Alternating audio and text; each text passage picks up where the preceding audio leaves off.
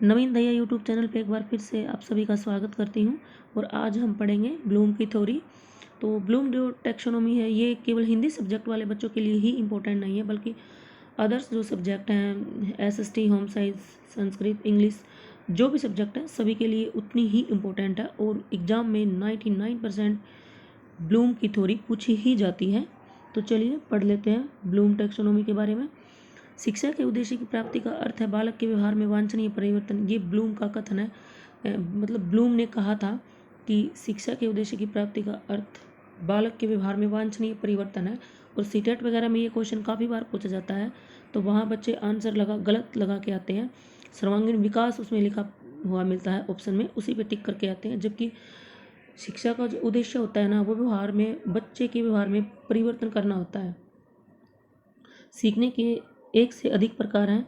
Benjamin Bloom के नेतृत्व में 1956 में कॉलेजों की एक समिति ने शैक्षिक गतिविधियों के 3 डोमेन की पहचान की। डोमेन का अर्थ होता है नियम कानून।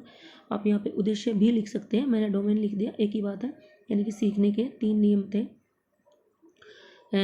ये क्वेश्चन भी सीटेट में पूछा जाता है कि जो ब्लूम थे उन्होंने सीखने के कितने प्रकार बताए थे या उद्देश्य बताए थे। तो सीखने के 3 उद्देश्य उसने बताए थे। तो सबसे पहला जो उद्देश्य है वो है ज्ञानात्मक उद्देश्य। उद्देश्य की जगह आप पक्ष भी बोल सकते हो, उद्देश्य पक्ष एक ही बात है। और ज्ञानात्मक उद्देश्यों का जो वर्गीकरण था ब्लूम और उसके साथियों ने किया था, 1956 में किया था। तो इंग्लिश में इसे कॉग्निटिव ऑब्जेक्ट्स बोलेंगे। हिंदी में बहुत सारे नाम हो सकते हैं, ज्ञानात्मक उद्देश्य, संज्ञानात्मक उद्देश्य। लेकिन इंग्लिश में आप याद रखेंगे तो अच्छे से याद रख पाएंगे, क्योंकि हिंदी में अलग अलग नाम होते हैं। सब्जेक्ट्स वाले बच्चे समझ लेते हैं, बाकी बच्चों को दिक्कत रहती है। और ज्ञानात्मक जो उद्देश्य है ये हमारा मानसिक कौशलों से जुड़ा होता है, ज्ञान से जुड़ा होता है, स्मृति, चिंतन, ये इनसे इसका संबंध होता है। नंबर 2, भावात्मक पक्ष के उद्देश्य। भावात्मक पक्ष के जो उद्देश्य थे उनका वर्गीकरण क्रथवाल व मरिया ने किया था 1965 में। तो भावात्मक उद्देश्य यानी कि अफेक्टिव ऑब्जेक्ट्स, यहाँ पे भावात्मक जो पक्ष है ये हमारे भावों से जुड़े होते हैं, इमोशन से जुड़े होते हैं। तो समझ गए होगा कि भाव, इमोशन क्या होते हैं। नंबर 3 है क्रियात्मक उद्देश्य। क्रियात्मक उद्देश्यों का वर्गीकरण सिम्पसन ने 1966 में और हैरो ने 1972 में किया था। 2 वैज्ञानिकों ने इसे पूरा किया था। और क्रियात्मक जो उद्देश्य हैं, इंग्लिश में इसका एक ही नाम मिलेगा, साइकोमोटर।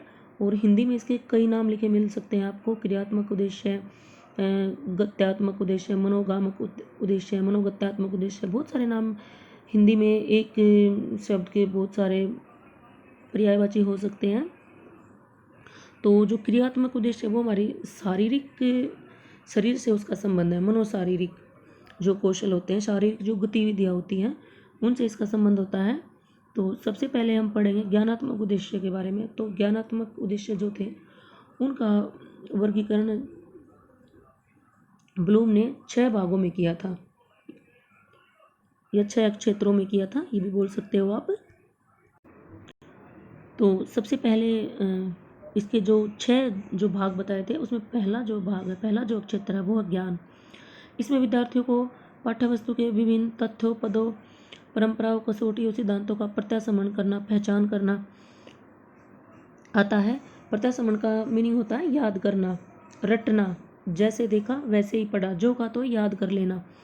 इस जो ज्ञान जो हमारा पार्ट होता है इसमें क्या होता है कि जो बच्चे को दिखाया जाता है ना वो वही देखता है, जितना उसको पढ़ाया जाता है उतना ही याद कर पाता है। जो देखा उसकी की उसको पहचान हो जाती है। मूल जो ज्ञान होता है, एक्चुअल जो ज्ञान होता है, वो इसी पार्ट में आते हैं। जैसे एक एग्जाम्पल के तौर पे, जैसे एक पेड़ है, तो जैसे हमने बच्चे को बोर्ड पे हमने जैसे एक पेड़ जो हमने पेड़ बना दिया हमने, और बच्चे को हमने बता दिया कि ये एक पेड़ है, तो बच्चे को पता चल गया कि ये पेड़ है। लेकिन इसके अलावा उसको पेड़ के बारे में और कुछ नहीं पता है। सिर्फ आपने पेड़ का उसको मॉडल दिखा दिया और बच्चे को पता चल गया कि ये एक पेड़ है। एक्चुअल में मतलब जो मूल जो ज्ञान है उसको पता चल गया कि एक पेड़ है। एक और एग्जांपल बता देती हूँ। जैसे मतलब हम बच्चे को बताएंगे कि जैसे बच्चे को बोलेंगे कि चंडीगढ़ है, वो क्या है, पूछेंगे उससे दिल्ली क्या है, तो बच्चा बोलेगा कि शहर है, क्योंकि उसने ऐसा सुना होता है कि ये शहर है। तो इतना ही उसको जो मतलब जो उसने देखा है, जो सुना है, वही बोल पाता है वो। नंबर 2 है फिर बोध। बोध का अर्थ होता है समझ, अंडरस्टैंडिंग। तो इसमें अर्थ समझाना, समरीज लिखना, समरीज सारांशित एक ही बात होती है, संक्षेप में बताना, वर्णन करना, डिस्क्राइब करना, ये सब इसी के पार्ट हैं। तो जो पेड़ वाला जो मैंने कॉन्सेप्ट बताया था, तो उसमें आपने पेड़ दिखाया था बच्चे को, पेड़ का मॉडल दिखाया, तो बच्चे को पता चल गया कि वो पेड़ है। लेकिन इसमें क्या होता है, इसमें ये होता है कि जब बच्चे से हम पूछेंगे ना, वहाँ उसको, जैसे आपने वहाँ पे आम के पेड़ का मॉडल दिखाया था, तो बच्चे को सिर्फ जो ज्ञान वाला पार्ट था उसमें सिर्फ बच्चे को ये पता था कि जो आम का पेड़ है वही पेड़ है, बाकी पेड़ों को वो पेड़ नहीं मानता। लेकिन इस बोध वाले पार्ट में आके उसे ये पता चल जाता है, जैसे नागफनी का पेड़ होता है, अमरूद का पेड़ अलग होता है, अलग अलग कैटेगरी के पेड़ होते हैं। तो आप कोई भी पेड़ की फ़ोटो दिखा के उससे पूछोगे ना, तो वो बताएगा कि पेड़ है, उसको समझ हो जाती है यहाँ पे कि ये पेड़ है, ये लिप्टस, मतलब अलग अलग जो पेड़ है, बेर का पेड़ है, तो उसको पता चल जाएगा। कोई भी पेड़ दिखाओगे ना किसी भी चीज़ का, तो वो बता देगा कि ये पेड़ है, इतनी समझ हो जाती है उसको। जैसे मैंने वो जो दिल्ली और चंडीगढ़ वाला कंसेप्ट भी बताया था आपको, जैसे बच्चे से जब पूछा था कि दिल्ली क्या है, तो उसने बोला था शहर है। चंडीगढ़ के बारे में उसने बोला था शहर है। लेकिन अब उसकी समझ बढ़ेगी, वो हमसे पूछेगा कि दिल्ली और चंडीगढ़ है, वो कुछ हम बताएंगे, कुछ वो खुद जानकारी लेगा इसके बारे में। तो मतलब वो पूछेगा कि कितनी दूर है आपस में, इनकी दूरी कितनी है, तो जैसे हमने बता दिया कि 300 किलोमीटर दूर है दिल्ली और चंडीगढ़ का गैप। फिर वो पूछेगा, फिर हम उसको मतलब बताएंगे कि दिल्ली जो है वो इंडिया की कैपिटल है, और जो चंडीगढ़ है वो हरियाणा और पंजाब की कैपिटल है। तो वो कुछ बच्चा खुद करेगा, कुछ हम बताएंगे, इतनी समझ उसमें आ जाएगी। तो इसके बारे में फिर वो वर्णन भी कर सकता है, संक्षेप में बता भी सकता है। तो सारांशित करना, अर्थ समझना, सब बोध के एक पार्ट है। तो जब पहले जो ज्ञान वाला पार्ट है उसमें जब बच्चा अच्छे से उसको सब समझ में आता, तभी इस पार्ट का मतलब ये उद्देश्य है, जो बोधात्मक उद्देश्य है, तभी इसकी पूर्ति होती है। और वो बच्चा जो ज्ञान था ना उससे कुछ ऊपर उठ जाता है, इसमें उसको समझ हो जाती है। और एक बात और मैंने बताई नहीं थी, जो जो ज्ञानात्मक हमारा उद्देश्य है, ज्ञानात्मक जो भाग है हमारा, इसमें ये सबसे ना निम्न स्तर होता है सीखने का, सबसे निम्न स्तर होता है ये। फिर इससे आगे बोधात्मक मैं आपको बता चुकी हूँ। फिर आता है प्रयोग या अनुप्रयोग, एप्लीकेशन। ये वो वाली एप्लीकेशन नहीं है जो हम लिखते थे। तो जो ज्ञान अर्जित किया है उसका अनुप्रयोग, जो मतलब अर्जित किया है ना, जो सीखा है ना बच्चे में, अब उसका वो प्रयोग करके देखेगा, प्रैक्टिकल करेगा उसको। तो क्योंकि प्रैक्टिकल जो ज्ञान होता है वो किताबी ज्ञान से काफ़ी बेहतर होता है, आप सभी जानते हैं। तो इसमें क्या होता है, जैसे जो पेड़ वाला मैंने कॉन्सेप्ट बताया था, तो जो बोधात्मक जो हमारा उद्देश्य था, उसमें क्या हुआ था कि जो पेड़ था वो अलग अलग, कोई भी उसे पेड़ दिखाओ, किसी भी फ्रूट का, फल का, सफ़ेदे का, कोई भी पेड़ दिखाओ, उसको पता चल गया था। तो यहाँ के क्या होता है, वो अपने जो अमूर्त ज्ञान होता है ना उसको मूर्त रूप में ले आता है, यानी कि प्रैक्टिकल जो उसने सोचा है, जो उसके मन में विचार चल रहे थे, अब उनको प्रैक्टिकल रूप में ले आता है। तो यहाँ पे वो प्रयोग करके देखता है, मतलब जो पेड़ है उसका वो करेगा कि जैसे बेंच है, जिस बेंच पे बच्चे को पता चल जाता है कि वो ये जो बेंच है ये पेड़ से बना है, जो पेड़ से लकड़ी मिलती है उससे फिर बेंच बना है, पेड़ से फ्रूट हमें मिलते हैं, फूल हमें मिलते हैं, क्या क्या पेड़ से मिलता है, ये सब उसको यहाँ पे इस चीज़ का बच्चे को ज्ञान हो जाता है। और जो दूसरा मैंने कॉन्सेप्ट बताया था कि दिल्ली और चंडीगढ़ वाला, तो यहाँ के बच्चा क्या करेगा कि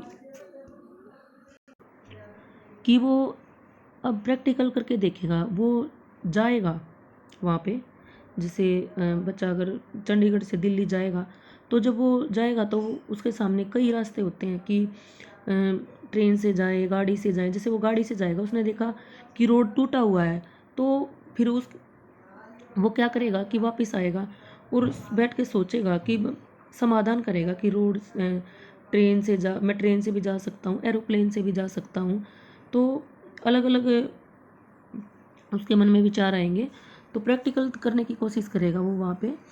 तो गणना उपयोग करके देखेगा, मतलब वो वहाँ जा करके देखेगा, या पेड़ के बारे में मतलब क्या क्या उससे बनता है वो गणना करना कि कितनी दूर है चंडीगढ़ से उसके बीच की कितनी दूरी है, गणना कर सकता है इसमें। समाधान, जब उसको रोड को उसने टूटा हुआ देखा तो उसे पता चल जाता है कि भी पहले तो मैंने सिर्फ सुना था, लेकिन अब तो ये सच में ही समस्या। निर्माण करना, जैसे बिल्डिंग को, पहले कोई बिल्डिंग है, आप पहले तो उसने बिल्डिंग को देखा था, लेकिन अब वो बना रहा है उसको, ये समझ उसमें विकसित हो जाती है। तो चलिए अब बात नंबर 4 पे है, विश्लेषण करना। वर्गीकरण, विश्लेषण करना होता है एनालिसिस करना। वर्गीकरण करना, विश्लेषण करना, एनालिसिस करना, वर्गीकरण करना एक ही बात होती है। विश्लेषण करना होता है अलग अलग करना, किसी भी समस्या को टुकड़ों में बांटना, सामग्री को छोटे छोटे टुकड़ों में बांटना। यानी कि जब जैसे हम बच्चे को पाठ पढ़ाते हैं तो बच्चे को ज़्यादा लेंथी हो जाता है, तो डिफ़िकल्ट लगता है, तो उसको फिर वो छोटे छोटे टुकड़ों में बांट लेता है। इसी को हम विश्लेषण करना कहते हैं, और इससे फिर पढ़ने में आसानी भी रहती है। तुलना करना, अंतर करना, सब इसी के अंतर्गत आते हैं। जैसे जब इससे पहले जो प्रयोग में उसने जब प्रैक्टिकल जो किया था, तो यहाँ पे जो पेड़ का वाला कॉन्सेप्ट था ना, वही जो यहाँ पे उसमें बच्चा क्या करेगा कि वो उसका एनालिसिस करेगा कि पेड़ पानी कहाँ से ले रहा है, भोजन कहाँ से ले रहा है, सूर्य से आ रहा है भोजन, या कहाँ से आ रहा है, पत्तियाँ कहाँ से निकल रही, तना कहाँ से निकल रहा है। ऐसे मतलब उसको छोटे छोटे टुकड़ों में बांट के देखेगा। ऐसे ही जो दूसरे वाला कॉन्सेप्ट था, उसमें बच्चा क्या करेगा कि कौन सा रास्ता सही है। जैसे उसके सामने 3 रास्ते हैं चंडीगढ़ से दिल्ली जाने के, कौन सा सही नहीं है। इस रास्ते पे अगर 10 घंटे लग रहे हैं, अगले पे 12 लग रहे हैं, लेकिन 12 घंटे तो लग रहे हैं, लेकिन रोड अच्छा है, तो जानना शुरू कर देता है बच्चा। यहाँ पे तुलना करना, कि जैसे तुलना करना भी मैंने रोड वाला कॉन्सेप्ट बताया कि कौन सा रोड अच्छा है और कौन सा टूटा हुआ है और कौन से पे हम सेफ जा सकते हैं। अंतर करना, जैसे पेड़ वाला ही कॉन्सेप्ट था, अंतर करेगा कि भाई भोजन कहाँ से आ रहा है, पानी कहाँ से आ रहा है। तो ये सब बच्चे में इतनी समझ हो जाती है। नंबर 5 है संश्लेषण, सिंथेसिस, निर्माण करना। संश्लेषण का जो मीनिंग होता है ना, इकट्ठा करना, तथ्यों को इकट्ठा करना, जो अलग अलग चीज़ें होती हैं सबको जोड़कर एक नई संरचना बनाना। तो तथ्यों को जोड़कर एक नई संरचना गठित करना, सृजन करना यानी कि किसी भी नई चीज़ का निर्माण करना, डिजाइन बनाना, परिकल्पना करना, आविष्कार करना, विकसित करना। जैसे वहाँ पे बच्चे ने जो एनालिसिस किया था पेड़ का, उसको अलग अलग उसमें बांट दिया था कि कैसे क्या हो रहा है, फिर अब उसने इकट्ठा कर दिया उन सभी चीज़ों को और फिर पूरा पेड़ बन गया। या फिर जैसे चंडीगढ़ से जब वो दिल्ली जा रहा है, तो एक रास्ते पे जब वो जा रहा है तो रास्ते में उसे दूसरा रास्ता मिल जाता है। शॉर्टकट जो रास्ते होते हैं जो वापस उस पहले रास्ते पे ही आके मिल रहा है, मतलब एक रास्ता, एक रोड है जो वो दूसरे रोड से लिंक हो रहा है। तो यानी कि एक चीज़ दूसरे से जुड़ रही है, ये बच्चे को यहाँ पे पता चल जाता है। तो इसलिए संश्लेषण उद्देश्य भी उसका यहाँ पे पूरा हो जाता है। या फिर एक और बिल्कुल इजी तरीके से समझा, जैसे हम सब्जी बनाते हैं तो उसमें कितनी चीज़ें डालते हैं हम, नमक, मिर्च, मसाला, तेल, सब्जी, पता नहीं क्या क्या चीज़ें डालते हैं। तो वो एनालिसिस होता है, यानी कि छोटी छोटी बहुत सारी चीज़ें डाल के एनालिसिस, विश्लेषण, जो इससे पहले वाला पार्ट था, और फिर उसको एक नया नाम मिल गया, इतनी सारी चीज़ें हमने उसमें डाली है तब जाके सब्जी बनी है, यानी कि एक नई चीज़ बनी है इतनी सारी चीज़ों को डालने से। वो जो नई चीज़ बनी है ना सब्जी, वो संश्लेषण है। बहुत सारी चीज़ों को इकट्ठा जब कर तथ्यों को जोड़कर एक नई संरचना गठित करना, यानी कि जो तथ्य होते हैं या जो हम पढ़ रहे हैं, बहुत सारी चीज़ों को जोड़ के एक नई संरचना जब गठित हो जाती है, जैसे बहुत सारी छोटी छोटी चीज़ें डाल के एक चीज़ नई क्या बनी थी, सब्जी, एक नया उसे रूप मिल जाता है। तो सृजन करना, मतलब नई चीज़ का सृजन होता है, डिजाइन बनाना, जैसे कुछ नई चीज़ का बच्चा डिजाइन मतलब परिकल्पना होता है, हाइपोथेसिस। तो यहाँ पे बच्चा वो करता है आविष्कार करना, मतलब कोई नई चीज़ का आविष्कार करना। बहुत सारी चीज़ वो होती हैं, बहुत सारा ज्ञान वो होता है, तभी तो जाके किसी नई चीज़ का आविष्कार होता है ना। जैसे किसी मशीन का ही, हम कोई मशीन ही बना रहे हैं तो कितने सारे उसके जो पुर्जे होते हैं, कितनी सारी चीज़ें उसमें लगती हैं, तब जाके तो वो मशीन बनती है ना। तो विकसित करना, ये सब इसी के पार्ट हैं।